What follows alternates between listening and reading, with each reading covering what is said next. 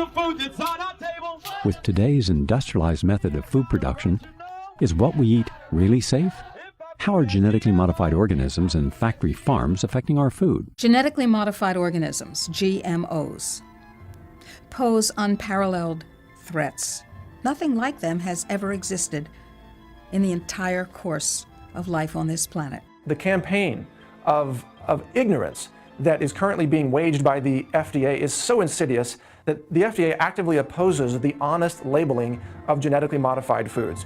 Every single independent study conducted on the impact of genetically modified food shows that it damages organs, it causes infertility, it causes immune system failure, it causes holes in the GI tract, it causes multiple organ system failure when it's eaten, it causes a variety of changes, some of which we can't even guess at, as new proteins are coded for by the altered DNA that we've never seen before. We are playing with genetic fire. Genetic engineering is a process where scientists take genes from one species and force it into the DNA of other species. Even though there's been very little study on the health dangers, there's been sufficient evidence of harm to cause the American Academy of Environmental Medicine to say all doctors should prescribe non-GMO diets to everyone. They say that the animal feeding studies link GMOs to reproductive problems, immune system problems, accelerated aging, organ damage, gastrointestinal distress, dysfunctional regulation of cholesterol and insulin, to name a few. These genetic systems, just in the last 5 years, have been shown that all higher plants and animals are far, far more complex than ever was believed. And so it turns out that in the splicing process, that mutations occur and can cause immune system problems. And this has been the biggest problem and has been shown a number of times. An immune response is a reaction to something that's foreign that the body doesn't recognize and tries to push out. By definition, genetically modified foods have something foreign. When genetically modified soybeans were fed to rodents, we've seen changes in the testicles changing from pink to blue, changes in the sperm cells, changes in the uterus and ovaries, in the DNA functioning of the embryo offspring. We've seen smaller babies, a death rate that's 5 times that compared to controls. Sterile babies, even babies with hair growing in their mouths. And this has been done by government scientists as well as independent scientists who are at the top of their field. American people are beginning to become more aware and wake up to the fact that their government has been corrupted by corporations and the food that they're feeding themselves has possibly serious human health risks. The 1992 policy of the FDA claims that the agency is not aware of any information showing that GMOs are significantly different. And on the basis of that sentence, they said no testing was necessary, no labeling was necessary, and companies like Monsanto, that makes most of the genetically modified food products, they can determine if their genetically modified foods are safe. The most common reason why they genetically engineer crops is so that they don't die when sprayed with herbicide. No genetically modified crop can grow unless it's attached to some kind of a pesticide. Those pesticides, more and more, are in these plants. They may have killed the weeds, they may have killed the insects, but the product is still on the plants. And if it's washed off, then it's in the water, it gets into the lakes, it gets into the oceans, it's everywhere. And it's toxic, it causes cancer, it also causes endocrine disruption. That's a technical term for change of hormones. They don't even want to label that this is genetically modified. The milk is genetically modified, or the crop is genetically modified. They say, if we label that, we won't be able to sell it because people won't buy it. Of course, people won't buy it because people don't want it. The reason why we have 170 million acres of genetically engineered corn and soybeans and cotton and canola oil and sugar beets in the United States is because it doesn't have to be labeled. In the European Union, where labeling is required, there's almost no genetically engineered food on store shelves, in restaurants. There's almost none of it planted. Today, more than 50 countries around the world allow labeling of genetically engineered foods.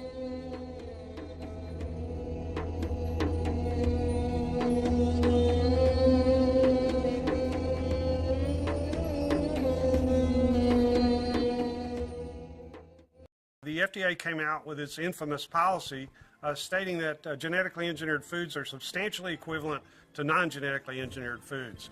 The person in charge of labeling policy at that time was Michael Taylor, who had previously worked as an attorney and lobbyist for Monsanto. After Taylor left the FDA in the early 90s. He went back to Monsanto and then came back to the FDA. The FDA has argued at Codex meetings that the average consumer is too ignorant to recognize the difference between a GMO-labeled food and a non-GMO-labeled food, and they'd make the wrong choice. And that's their stated reason for opposing GMO labeling. The UN Food Safety Standards Setting Organization that's jointly run by the World Health Organization and the Food and Agriculture Organization, that's called Codex Alimentarius. There was an 8-year process where all the countries in the world came together and talked about whether there should be safety assessments for genetically engineered crops, genetically engineered animals, and genetically engineered microorganisms. We went to all these meetings over 8 years. There's now global agreement that there should be required safety testing for these crops before they come on the market. And you know what? The U.S. does not require that. It's the FDA and the USDA who helped lead the charge for these new food safety bills. There's nothing in those bills to protect you. It's there to protect the genetic engineering industry. And unfortunately, if we don't stop this, you won't see organic farmers. The laws in the bills currently are so strict, so arbitrary, that if you are a small organic farmer, you can't meet their requirements for safety. As a result, you'll go out of business.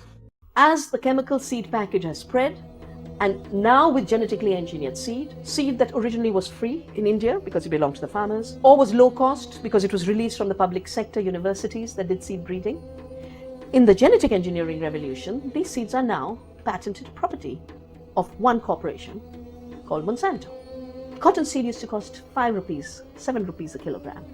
When Monsanto entered with its BT cotton, it shot the price up to 3,600 rupees a kilogram for seed. The U.S. government was forced to spend $3 to $5 billion per year to prop up the prices of the GM crops that no one else wanted. The White House decided to fast-track biotechnology because they thought it would increase U.S. exports and U.S. domination of the food supply.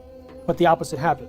And so the U.S. government was forced to spend $3 to $5 billion per year to prop up the prices of the GM crops that no one else wanted. So instead of admitting that they were a failure and withdrawing them, they've been trying to push open the markets, bullying other countries. George Bush filed a lawsuit essentially with the World Trade Organization against Europe, saying that their rejection of genetically modified foods was an illegal trade barrier.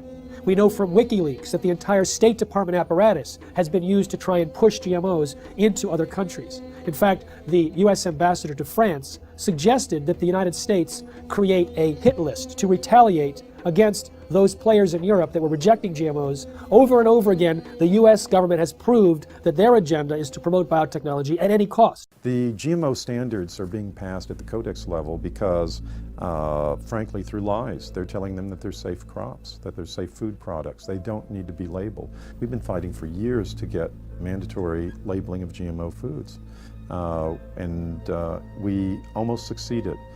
But what happened is, at the last Codex meeting in Geneva is that the U.S. tried to force this issue and actually called for a vote of this issue, and they lost. They actually lost because they wanted to use it as a bargaining chip for WTO, World Trade Organization, trade dispute to ram GMO foods down the mouths of the European Union, China, and Russia, and they lost. NAFTA, the North American Free Trade Agreement, it basically forced corn that was largely genetically engineered into Mexico and took a couple of million farmers off the land because they couldn't compete with U.S. subsidized corn. And so the amount of millions of metric tons that was pushed into Mexico, some of it was planted, and it's genetically engineered, and it has cross-pollinated with the indigenous corn varieties in Mexico, which are the source of the genetic diversity of corn in the world. So it's a treasure that has been polluted.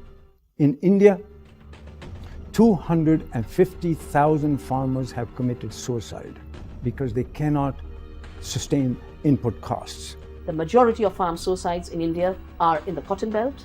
84%, according to our study done in Vidarbha, are linked to purchase of BT cotton seeds. So we call these seeds of suicide. The poor people, the poor small peasant, was wiped out right in the beginning because they couldn't afford these chemicals. Shamla's fields were once fertile, but now they bring her only sadness. Her husband Chandar owed over $5,000 in debts and was hoping for heavy rains this season. 3 days ago, she tells me, he hung himself here. Ironically, the rains came a day after he died. The most comprehensive analysis of GMOs shows that they actually reduce yield. But sustainable technologies, they can increase yield by an average of 79%. GMOs are stealing the money away from these more appropriate technologies. The ISTAD report proved that organic and sustainable agriculture had these same and higher yields than conventional chemical-intensive, genetically engineered crops.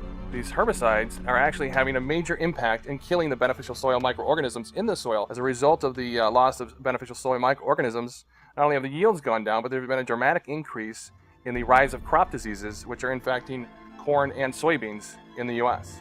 For one example of many, in 2001, a small California biotech company called Epicite patented a gene, which causes both men and women who eat it, in the form of any product, to produce antibodies to sperm. If the men eat the Epicite gene, they produce antibodies to their own sperm, rendering them irreversibly sterile.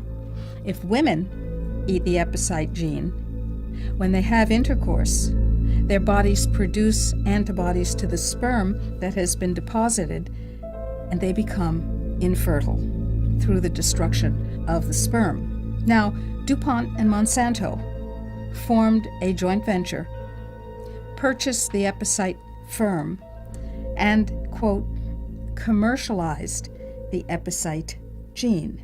Do you want to know if the food that you're eating contains the Epicite gene? Sure you do. How about the food that your children are eating, or your grandchildren? Sure you do. But the FDA, the Fraud and Death Administration, has made sure that under current laws, it is illegal for you to have that information.